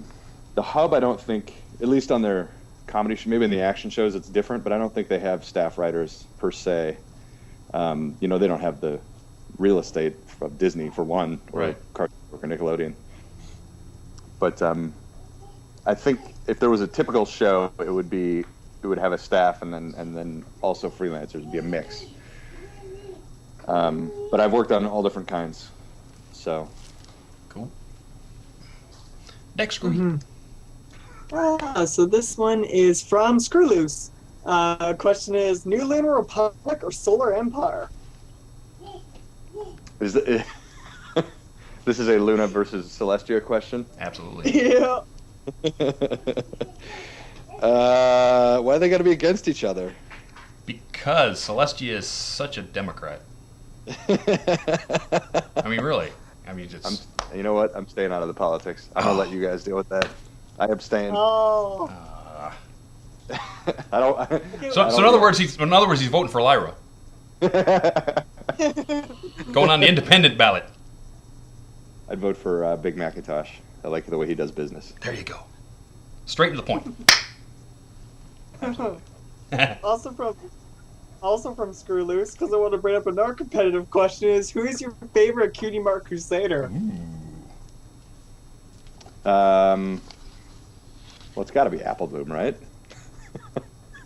I'm sure Michelle said so. Yeah. She has. But now we actually have four Cutie Mark Crusaders to actually pick from now. Is this a spoiler, Dusty? Right. Huh? Is this a spoiler? Is it? Did you totally just spoil the episode for me? Oh. No. Dusty. DustyKatt. You know what? That's a huge coinky dink because now like a fan has spoiled an episode for a writer of the show. Yeah, no kidding. How's that? How's that happen? No, I like all the Crusaders. I loved writing Sweetie Belle in Ponyville Confidential. Playing her and Rarity together is so much fun. I really loved writing those scenes between the two of them. And then I loved Scootaloo. She was really fun to write in the wraparound story, the Cutie Mark Chronicles, because she was so just like, oh God, another story. Do we have to hear another song? She was just like, I just want to hear Rainbow Dash's story. So, I mean, that was really fun to write. And then Apple Bloom is Apple Bloom. So I like all three of them. I'm a big fan. I'm waiting for the Scootaloo story because we know everything about every pony except for Scootaloo, right? We know where Sweetie Belle lives now. We know where Apple Bloom lives. Scootaloo is living under a bridge in Detroit. You don't like that mystery?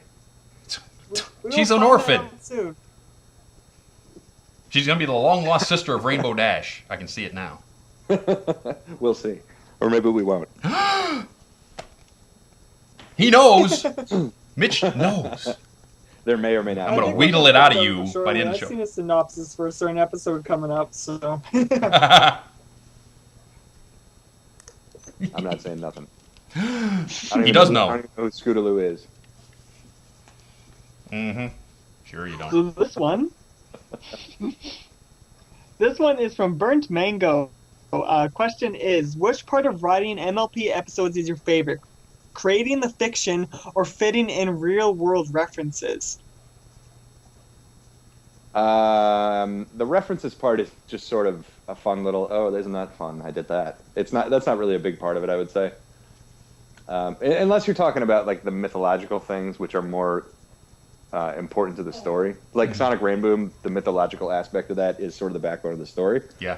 If you're talking about just like a quick Star Wars reference or whatever, that's not really, that's just something fun you can do it sort of at the end. It's kind of the last thing you would do, I think, is put in those kind of gags. So I really like the world building elements. I love how Lauren set up a show where you can do that. Again, you know, when I first started on the show, I've told the story a million times, but the reason I go by M.A. Larson is because my agent told me, he's like, you can't use your real name on My Little Pony. You know, most of my credits were boy action kind of things, and he thought I would, he thought I'd be diluting my action credits if I used my real name on My Little Pony. And so I went with my initials, and then I saw what the show was. I saw Lauren's Bible, and I was really impressed with the Bible. And then I saw the scripts, and I was like, wow, this is not what I thought it was. Excuse me. And then at the season 2 Writers Summit, we watched the pilot, and I was absolutely blown away. It was just the most beautiful, you know, melted Skittles on the screen. It was just so gorgeous. And then that was when I realized, like, wow, this is actually a far better show than I ever thought it was going to be. And there's world building, and there's, like, you know, I mentioned this on another interview I did, but there's things happening between the episodes. That's the fun part for me, is imagining that daily life is just going on, and then we pop in for a half hour of some big event, and then we pop back out, and life goes on. Yep. So I try to drop in those references as well as, you know, pop culture things, but references to the world between the episodes. Like I've mentioned before, in It's About Time, when Twilight is trying to figure out her scheduling at the beginning, and she says, I could do this, but then I'd have to reschedule lunch with Pinkie Pie, and you know what a nightmare she is with scheduling. And I just love the idea that Twilight and Pinkie Pie have a lunch on the books. Yeah. You know, they've made plans to go to lunch together on this day. I love that, and that happens between episodes, and it doesn't really add anything except it gives it more of a three-dimensionality. Oh, yeah, it gives it depth that, you know, other shows don't even do. You know, what I like is that we see a character get better from the beginning of the first season to now. Right. It's been commented before that teleportation for Twilight Sparkle was actually a strain. She'd get dizzy, you know, the first couple of times she did it, and now we're into episode 3, and she's like, I'm going to go here. Yeah, there's a lot of credit on that stuff goes to Studio B or DHX, whatever you want to call them. Those guys, they pay so much attention to that kind of thing. Yeah. Jason and all those guys up there really watch for the evolution of characters and the show. And we do too, but, you know, I read every script that comes through, and I think the other writers do too, just so we know Right. sort of the trajectory of things. But those guys up there are really encyclopedias of the show, so they'll know that if we write something in a script that's false, they'll know, and they'll say, no, you can't do that because in this one, this. Well, so that's what Megan said. Is Big Jim is a walking encyclopedia of My Little Pony. Yeah, they all are. Yeah. And it's just awesome to know that that's going on up there, and that they care. You know, it's like absolutely. the whole. It's fantastic. Yeah. I love them. So do Two we. I just met Sibsy and Raven for the first time at EQLA, and aren't they lovely? Oh, aren't they? They're fantastic. And I met Jason and Woody before at Writer Summits, but only Woody once and Jason twice. So like I don't really know any of those guys, but I feel a connection to them because we're working on the same thing, and it's touched a nerve in a good way. Yeah. So I don't even remember what you asked me. Doesn't matter because it was awesome. Next, Gray. So this one is from Jared Clayton. Do you ever feel constricted by MLP's G rating when it comes to making episodes? No, not at all. Not in the least. I think the show works because it's written for little girls and it's made for little girls, and that's why it works. If we started doing, this character dies off, we started doing, The Wire, it wouldn't be My Little Pony anymore. It's part of the joyousness I was talking about earlier. It's made for kids, and that's how it should be. That's how it should be. So I don't think we should be writing stories that are too advanced or dark or scary or what have you. It is what it is. It's a show for little girls, and that's why it works. I think they're traipsing the line really close and awesomely with the big adventure, episodes. Yeah. Return The of Harmony adventures and they the definitely have a pilot. lot more. Yeah, King they definitely Sombra. have a lot more. It's just enough. Just But dark it's not enough too to be. far. It's not it's not like the Discord episodes. He's a villain, and there's some scary moments in those episodes. Not as scary as Chrysalis or Sombra, but there's a menace. So you got to have that so you can have conflict, but it's not. It's still within the parameters of a little kid's show. Right. And I think people would not be happy if we started doing something else. If we started writing PG episodes, I don't think people would really like that to happen. That's what fanfic is for, and that's what fan-made things are for. Right. The show has to just be what it is, and that's a G-rated show. I agree. Next. So this one is from... Where did I put it? Oh, here it is. This one's from Ryashi. Question for all. What was your guy's favorite costume at EQLA, and which pony would you love to see a cosplay of next time? Excuse me. Oh, wow. Is that me breaking up or you? No, that was me. Woo! I'm sorry. I just had to sneeze for a minute. So what was that? What was your favorite cosplay at EQLA? Yeah. Yeah. There was this one dude who was dressed like Trixie, and it was just the most beautiful costume. It was so perfect. But I saw a lot of great ones, actually. Yeah. I tweeted a ton of them. There was this girl dressed up like Future Twilight that was pretty sensational. Yep. That was good. There was a lot of really good ones there. There was one girl that was half Chrysalis, half. Yeah, that was great. Half That was Cadence. great. That was pretty good. So much creativity. Yep. I saw a Flim or Flam. I don't know which one, but that was a good one too. Yep. So. Yeah, he goes as Flim. And then the two Princess Celestia and Luna are hosts. Yeah, they were great. They were fantastic. Absolutely awesome.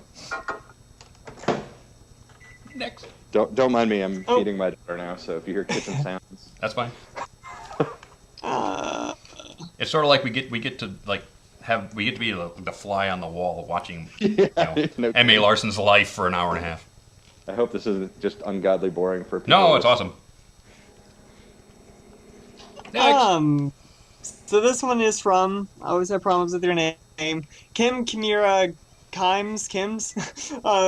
Question is, what are the conditions to write in a new pony or a background pony as an important character for an episode? Sorry, I missed the first part of that. It was breaking up a little bit. Say it again. What are the conditions to write in a new pony or background pony as an important character for the episode? Like, do you have an example? I'm trying to think of when that would be. Like for example, like Luna or Babseed, or a character that you might have got like a reference to, but never actually fully written them in. Well, I think it would be either an idea that Lauren, Rob, or Megan had, or something that an idea that one of the writers had at the Writers' Summit, or that Jason had. Hey, wouldn't it be great if we did an episode like this? You know, I can't really think of one off the top of my head where it would be a background pony.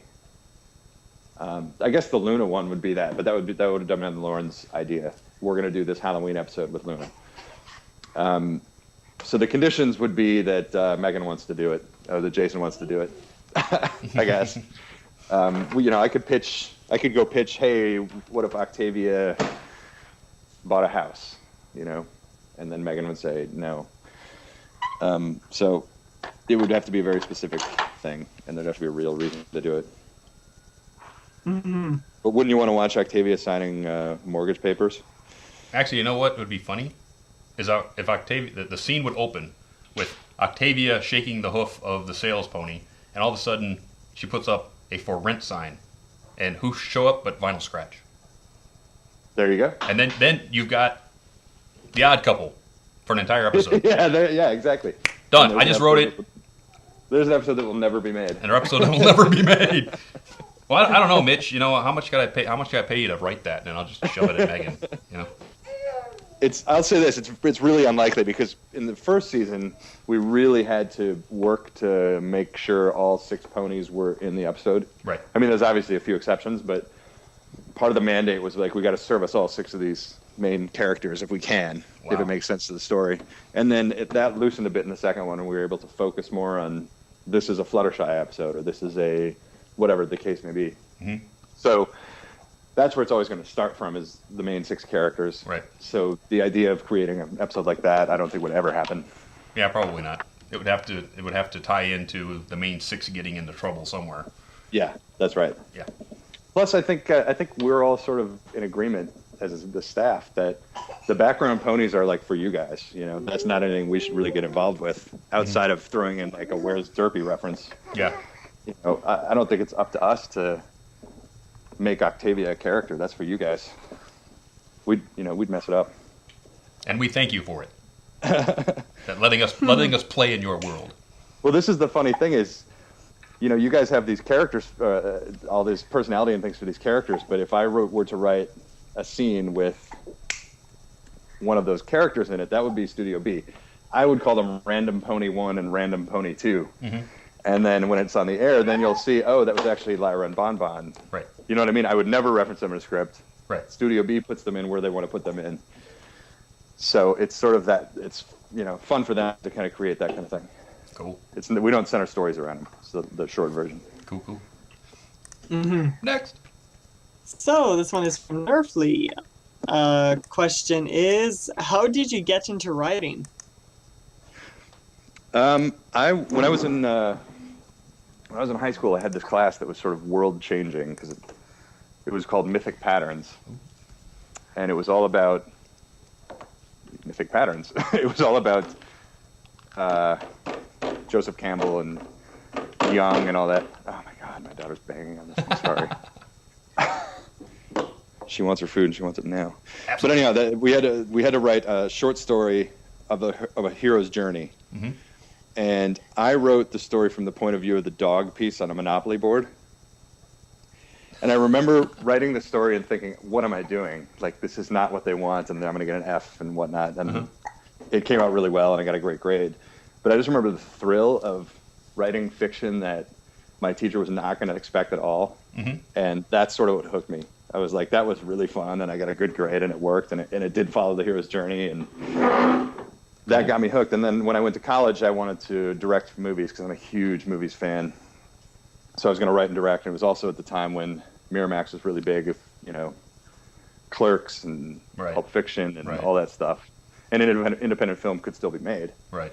And then I produced a short film with a buddy of mine in New York, and hated every second of it. Absolutely, one of the worst experiences of my life. I hate being on set. I hate working with actors. I hate working with crew. I hate working at 6 a.m. It was just all awful. And that's when I realized I don't really want to direct. I would rather just write and let somebody else do all that miserable on-set stuff. So that was it. And then you know, I wanted to write books, but I never thought anybody could ever make a living doing that. So I went into TV and film, and lo and behold, now years later, I'm back into books. There we go. So next, Screwy. So this one is from Minnie Applejack. Question is, when is your book due, and any ideas on future books? The book is due. I don't know. I just signed the contract 2 weeks ago. So my editor has the book now and is going to give me some notes on it, and then I'll have a better idea when it comes out. I'd say if I had a guess, I would say next Christmas, but don't hold me to that. I really don't know. And I don't have a title, so I can't even tell you that. But if you follow me on Twitter, I will give you updates. And I think you'll like it because it's about.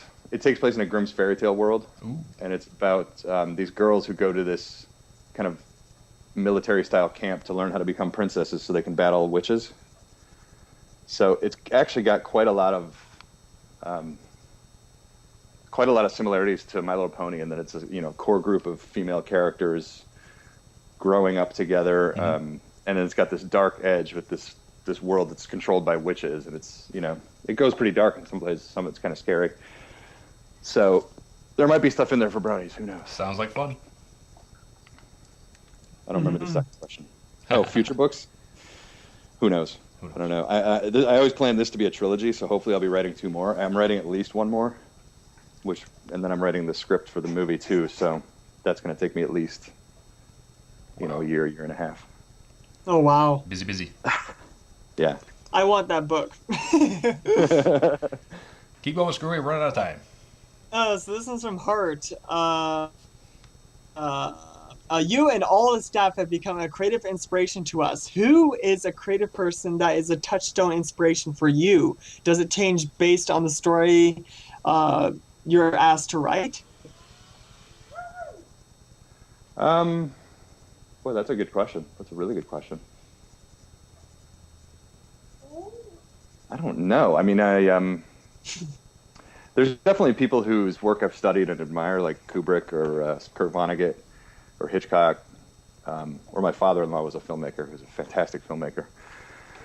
But I didn't really, aside from him, I didn't really know those guys, so I could read biographies about them and read their stuff and watch their stuff. That's what's weird about this whole situation is, like I said before, nobody cares about animation writers. So from our perspective, we're just like people writing these cartoons, and it's bizarre to have all these people on Twitter who ask me questions about the episodes and have watched them and care about them. I'm completely off the question. I would say Kurt Vonnegut. I love John Steinbeck. Kubrick, Hitchcock, the basics. Billy Wilder. Awesome. David Simon, The Wire, I think is genius. What about? I'm gonna throw you a curveball. The Blues Brothers. I love the Blues Brothers. The first time I saw the Blues Brothers was... Sorry, what? Go ahead. I'm just saying. I love the Blues Brothers too. The first time I ever saw the Blues Brothers was less than a year ago. What? Yeah, it took me a long time to see it. I don't really know why. The uncut version or the TV version? God, I don't even know. I don't know. You got to see the uncut version because it's much funnier. I'll happily watch it again. I love that movie because the music is so good. It's so fun. There's such great characters. And the crazy thing is that entire movie was written by Dan Aykroyd. Is that right? Yeah, as a TV comedian, he wrote the whole movie. It was his first movie. So and That's insane. The Bible, I've read some things from him. He said the Bible, he sat down and had like a 500-page script for that movie, and he took it to people and said, no. You can't come home to a 500-page script. It's got to be like a 30-page, overview. Maybe the script is like 50 pages long. That's it. So he had tons and tons and tons of stuff for that whole that whole Blues Brothers persona, as it were. And you can feel that. You can feel that there was a lot more to that character than was in the movie. Yeah, absolutely. And that kind of stuff too. Back to that previous question about what inspires me. All of those like Ghostbusters, Back to the Future. Those movies are, if you're a screenwriter, they're structurally perfect. Back to the Future is perfectly structured film. So if you could just study stuff like that, I think it's really inspiring to look at something like that. Cool. Guess what, Screwy? What? Bring me that one question you've been saving, because we are there. Oh, boo. No. So this one is from Shy Guy 93. Question for Emily Larson. What was your reaction when you found out that a majority of the fans for My Little Pony were male adults? I was pretty suspicious. I remember that it was either I think it was the Secret of My Excess meeting or Lunar Eclipse meeting. I think it was the Lunar Eclipse meeting. I went in and Lauren started talking about bronies, and I was like, "What the hell are you talking about?" And she slipped me this piece of paper that said 4chan on it and said, "Take a look at this." And I still didn't really believe it. We had our meeting, whatever. I left, and I actually lost the paper and forgot what it was, but I remembered hearing about it. Mm-hmm. And she would send me little clips every now and then. Like there was this one of all these Russians, teenage boys. It's I don't even know, like the middle of the forest, and they start singing Winter Wrap Up in their thick Russian accents, and they knew all the words, and it was so charming. And I was like, "What is going on? This is in Russia." Mm-hmm.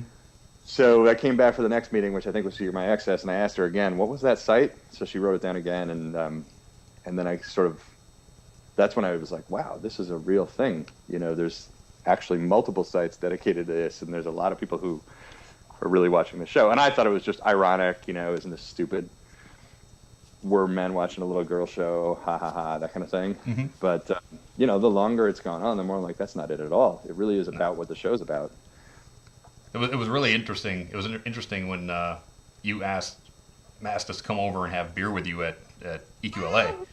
And you asked everybody every question you could. You were sitting there like, it was sort of like watching Twilight question everybody for a paper. I was like, what got you into it? And it just, everyone who showed up, it's like...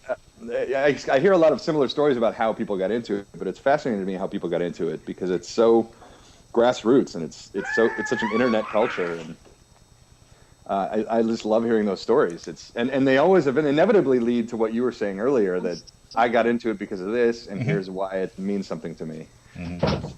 So awesome. And with that, wait. What? I got one more. Oh, okay. One more. You know I always sneak in one more. Well, sneak it. Go. So this is from Gavin Gap, and I have to say it's also my question too. Is M.A. Larson, will Screwball ever get more screen time? That is such a good question. Yes. And I'm going to bring that up to Megan too when I talk to her about Daring Do. I think we're going to have a Blues Brothers Daring Do Screwball episode. There you go. Musical, obviously. It's 103 miles to Canterlot. It's dark, and we're wearing sunglasses. And with that, we're at the end of our program. So I'm going to go through this wonderful list of exciting entertainment that you can watch right here on Everfree Network. Reading Rainboom, that program that reads your best fan fiction that we have to offer here in the fandom as a radio play. That's every other Tuesday, 4 p.m. Pacific, 7 p.m. Eastern. They're on a little of a hiatus, and they will be back soon. I know because I'm now part of the group. Cutie Art Crusaders, the CAC Find and Discuss the best fan art bronies have to offer, as it was fine art, and that will be Tuesdays, 6 p.m. Pacific, 9 p.m. Eastern. Equestria Inquirer, news straight from the desk in Ponyville with Joe Stevens, Tech Rat, Mason, and LTT. Look at news! Told you. And that is Wednesdays, 5 p.m. Pacific, 8 p.m. Eastern. And then the new show, Into the Spotlight, with Osaka Jack. Osaka will interview those bronies that don't quite get the spotlight that they deserve here in our fandom. And that's going to be Wednesdays, 7 p.m. Pacific, 10 p.m. Eastern. Sketchy Sounds. Sketchy's live songcast is a 2-hour acoustic music performance by Sketchy Thursdays, 11 a.m. Eastern, 2 p.m. Pacific. What is that? That might be the baby monitor. What's that? That might be the baby monitor going off. Oh, no, that was turning on the bath. Oh, well, there you go. It's bath time now. Yes. Draw one for me. Brony Breakdown. Brony Breakdown with Saber Spark and Paleo is Thursdays, 9 p.m. Eastern, 6 p.m. Pacific. And then we go into the Lunar Republic Takeover Show, where Nightmare Moon takes over this very radio program and plays your requests Fridays, 7 p.m. Eastern, 4 p.m. Pacific. Then we go into Saturday Night Songs with Michelle Krieber. Every Saturday night, Michelle will be here to talk about her music and Apple Bloom and MLP and whatever else she happens to have on her mind. And that is Saturdays, 4 p.m. Eastern, 7 p.m. Pacific. One Tricks Mixology, which is the trance, electro, and house music show, will be after that, Saturdays, 8 p.m. Eastern, 5 p.m. Pacific. And the last show, but not the worst, this nowhere near the worst show, is Pegasisters Live, which is a live show just like this one, but it's from the female perspective of this entire fandom that we have. And that is Sundays, 10 p.m. Eastern, 7 p.m. Pacific. And that's what you have here on Everfree Network. And with that, I want to thank Mr. Larson for taking time out of his busy schedule with his daughter to talk with us. Thanks for putting up with her. No problem, dude. We'll bring her on next time when she's 3. Not a problem. Perfect. And I want to thank Screwball for taking all of you people and rounding you up and getting the questions all in order. And I want to thank Cowboy Dave for getting us to look so good on the YouTubes. And Everfree Network for putting up with me. Because every week I do something stupid. So thanks a lot for coming, gang, and we will catch you next week. Next week should be the finals of the Studley Stallion Stash Off. FOB Equestria and me are putting together this thing, and check it out. Next week we will have the finalists and the prizes, so don't miss it. And we will see you then. So until that time, ciao. Good night, sweetheart. Well, it's time to go. Good night, sweetheart. Well, it's time to go. We hate to leave you, but we'll be back soon. Good night, sweetheart. Good night. Good night, sweetheart.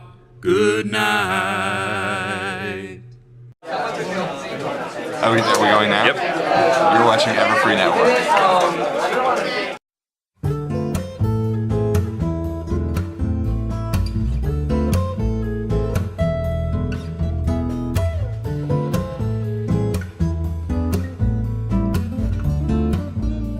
And now, Everfree Radio presents Stay Brony, my friends, with DustyKatt.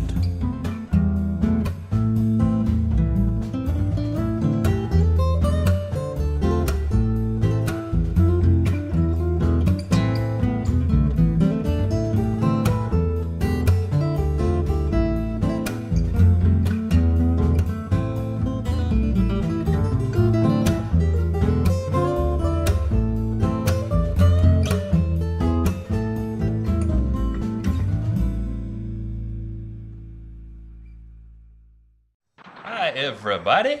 Welcome once again to the West Coast, San Jose, California.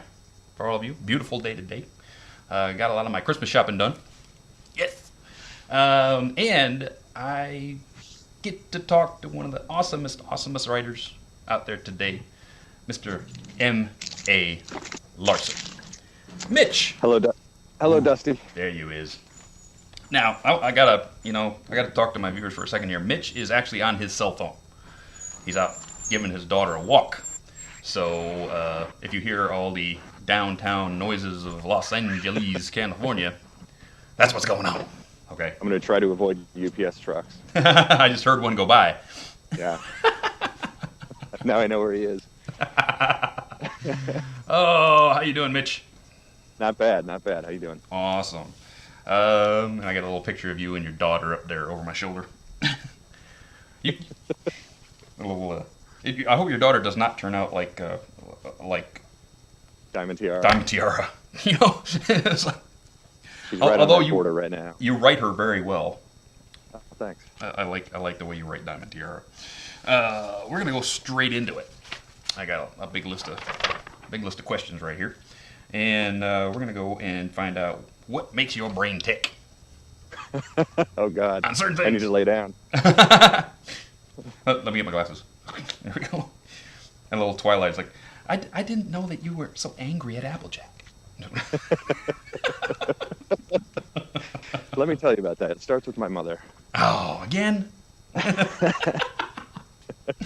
Oh, one of the greatest things that you did for this show, this community, at least in my mind, is that you gave Luna a voice and a personality in Luna Eclipsed. How hard was it to come up with that version of Luna? I mean, everybody had their ideas of what she was like, angsty teen Luna or gamer Luna or any of this stuff. How did you come up with her? Were you actually like sort of given the task like, here's Luna, make it? Well, luckily I didn't know anything about any of those other versions. Mm-hmm. You know, there's a year plus between when they're written and they come out in the air. Uh-huh. So any of that speculation that happened in between, like that episode was already done. But it was, you know, the way the show works is we get given premises by Lauren and Rob. I'm not privy to the recording or the storyboarding process, so I really don't know how that went. But what came out in the air was pretty much what was in the script. Oh, cool. Favorite animated movie and why? Favorite animated movie? Yeah, favorite animated movie. Oh my God. I should have one off the top of my head, shouldn't I? You know.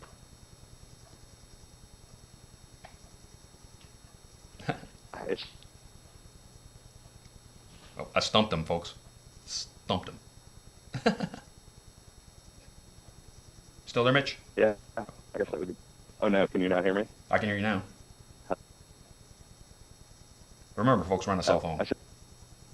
Sleeping Beauty. Sleeping Sorry, Beauty, guys. nice. I thought it was in a clear range. Going with the classics. Yeah, Sleeping Beauty. It's like if you look at the backgrounds and the animation, and it's just so gorgeous. Mm-hmm. It's just stunningly beautiful. I tend to agree with you there. And it's a great story. Dark and scary, and Yeah. it's a fantastic film. Things like I grew up on Wide World at Disney on Saturday nights, which I'm sure you did too. It's like, Yes. oh yeah, it was all the old 40s. You know, they would bring back a 40s movie once a month, if I remember correctly. Yeah. Yeah, it was pretty cool. There's something. There's a different kind of aliveness to that sort of animation. Oh yeah. You know. Then you watch something like Chicken Little. Mm-hmm. You just see the other side of it, where it's just these, you know, ridiculous, shapeless things running around doing stupid dialogue. Yeah. So, in your opinion, where does the unique chemistry of why this show works come from? I mean, is it the writing? Is it the acting? What do you feel, you know, that is pulling this whole thing together? the chemistry question is really strange because, you know, none of us are together. We don't hang, well, we hang out every now and then, but we don't get together in the writer's room. We don't interact with the Canadian people unless Jason and Woody come down for a meeting. You know, the first time I ever met Tara was at Equestria, LA a few weeks ago. It's like we don't really... So chemistry is really strange because we're not together in that way. But I think the reason it works is because Lauren set up this show where you don't have to be... You know, it stands out because it's so genuine. It's not cynical. It's not clever and postmodern and, you know, kind of cynical. Yeah. It's really just joyous and happy, and the characters are nice and fun, and I think everybody fed off of that and really responded to that and wrote to that and did the voices to that and did the boards to that, and you know, the animation is so alive and happy and joyous. Yeah. It just all has that refreshing joyousness. I happen to agree just about everything you said. That's sort of where I feeling that everybody's putting their all into it. It's sort of like the happy accident where the concept was so good that everybody wanted to do their best. I've worked on a lot of shows and a lot of other shows out there that I just don't watch because it's so boring to watch so much snarkiness, and the characters are just hostile to each other just for the sake of a joke or a laugh. Right. Or, and that has its place, but it's really refreshing to work on and watch something that's for now Meghan. Uh-huh. And I just happened to get the Luna one.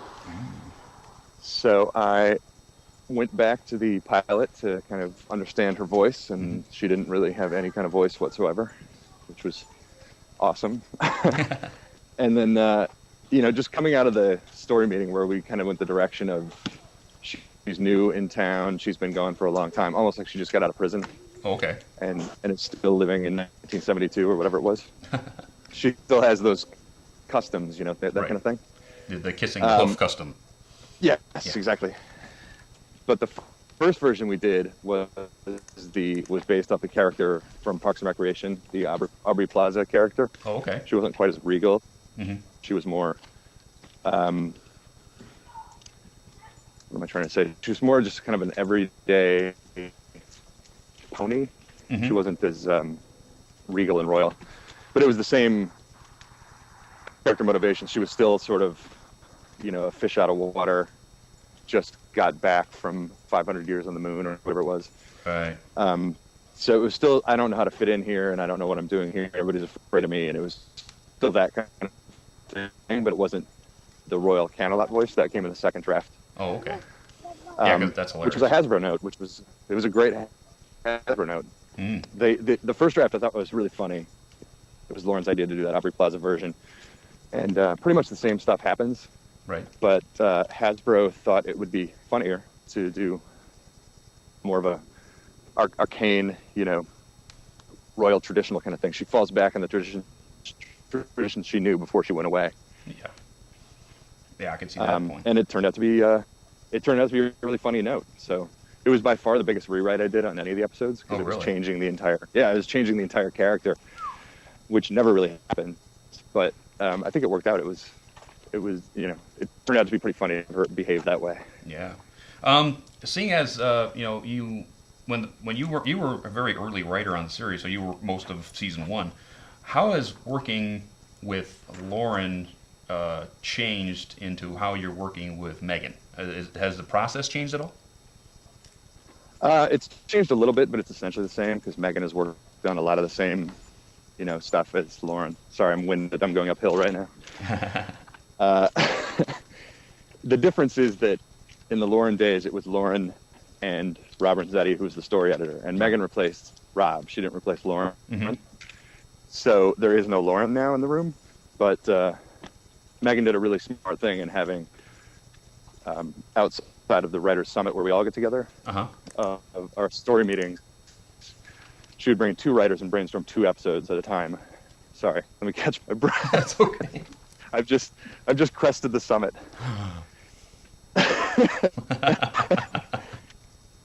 Okay, so we would still have 3 people in the room, and that's what it's all about, is having more than one person to bounce ideas off of. Mm-hmm. So like my first meeting with Meghan, it was me, Meghan, and Cindy, and we broke 2 stories together. So it's still 3 people, and I think that's the dynamic you want, because sometimes with 2 people you can get stuck, and it's just nice to have that third voice. That third so wall in to a bounce way something it off stayed of. the same. The process stayed exactly. Okay. Yeah, the process stayed exactly the same. Doesn't have that in it. Yeah. It's refreshing to watch it. For years you're watching cartoons and you're just like, let's rehash another, and then you have something fresh new concept like MLP, and it's like, wow, I'm gonna watch this because it's happy. It makes me happy. I come home from a bad day at work, and like I work Saturdays, so I can't even watch the episode until I get home from work. So sure enough, I get home Saturday, and I'm gonna watch Bad Seed, and Caradwin has a cider on the table and the controls sitting there on the couch waiting for me because he knows that I'm going to have a bad day because it's a sale weekend. So it's like, here, it's queued up, go. Yeah. Oh, I love that. Yeah. But that's I think it's a bigger issue with just culture in general. Is it's hardened and it's angry and it's this undercurrent of. I'm tired. I'm tired of hardened and angry people. I hope you are too. Yeah, that's the thing. It's like outside of animation, I think it's refreshing in popular culture in general, which might explain part of the Brony movement. Could be. People just get really sick of just this constant attack. Mm-hmm. Everybody attacking everybody for laughs and this and that. Yeah. And again, it has a place. I'm not disparaging that, but that's why it's so refreshing to see something that's not like that. Absolutely. How about this? You know that the Bronies have grabbed all the background ponies and given them their own little how do you do. You know, everybody gets a personality now, even the background. So which background pony would you like to write a story about? And why is my phone going off? Oh no, can you not hear me? No. Somebody is calling me and I have no idea what the number is. Go away. I'm on show. Leave me alone. So yeah, go back to the question. The question is background pony, like Vinyl Scratch or Octavia or Derpy or Bon or Lyra. It's a little hard because I really don't know a lot about them. Mm-hmm. You know, I think all of us have said before at these things that we stay away from a lot of that stuff just so it doesn't come into the writer's room and that kind of thing. Okay, so even if you don't know anything about what we've done to any of these ponies, okay, is there a pony that graphically grabs you when you watch the show? It's like, that looks like a neat character to write for because you've got a good design or something like that. Come up with your own background for that pony. Yeah, I mean, this might be a little bit of a dodge because it's not a pony, but that sea serpent from the pilot. Oh, Stephen Magnet. I love him. I think he's fantastic. He's got a great personality and 3 lines of dialogue. Mm-hmm. So I don't know if he counts as a background pony, but absolutely he does. Oh yeah, Lee Tokar would love you because he voiced. I love that guy. I would love to see him back again. He's a great character. Yes, I would too. We actually Lee and I came up with a whole sitcom about how Stephen Magnet opens a hairdresser's shop in L.A. I would watch. I would watch that too. I would absolutely watch that. That's cool. Let's see. Okay, let's get into some other ones. Favorite. Have you watched most of the show? Have you watched most of the seasons? Or do you don't? I've seen everything. I think I've seen everything except for the most recent one. Yeah. Okay, then if you've seen some episodes, what is your favorite episode that you didn't write? But Lauren had set up such a strong trajectory for the show to go on by them with the first 2 seasons, and then also having Jason and all the Canadians. They all had such a strong. I mean, we're all on such a clear track show that it wasn't like we were reinventing the wheel. It was just like carrying on with what was already in place. Cool, that's awesome. Okay, so with the return of Harmony 2-parter, when you planned that episode, did you actually plan to write Discord's part for John Delancey and then luckily get him, or was he in play the entire time? And how fun was that to write for John Delancey, for crying out loud? The first thing you said was exactly what happened. I was so excited to be getting a 2-parter. Mm-hmm. I'd never done a 2-parter on any show. And I was relatively new to the staff. I only did 3 first season episodes. Which were all awesome. Megan and Amy and Charlotte and Cindy. They all have more experience, I think, with Lauren than me at that point. So I was really excited to get that 2-parter. And then I went into the meeting. It's a short paragraph. It mentions that this spirit of chaos, Discord, comes back, and that's all it is. There was no real hint as to who he was. Mm-hmm. So when Rob, Lauren, and I'm trying to break out the episode, Lauren and Rob got all excited about Q, and they were like, we should think about doing something like Q, and I had no idea what they were talking about. I'd never watched Star Trek, so your geek cred's going down in a hurry. I know, I have a lot of admissions like that.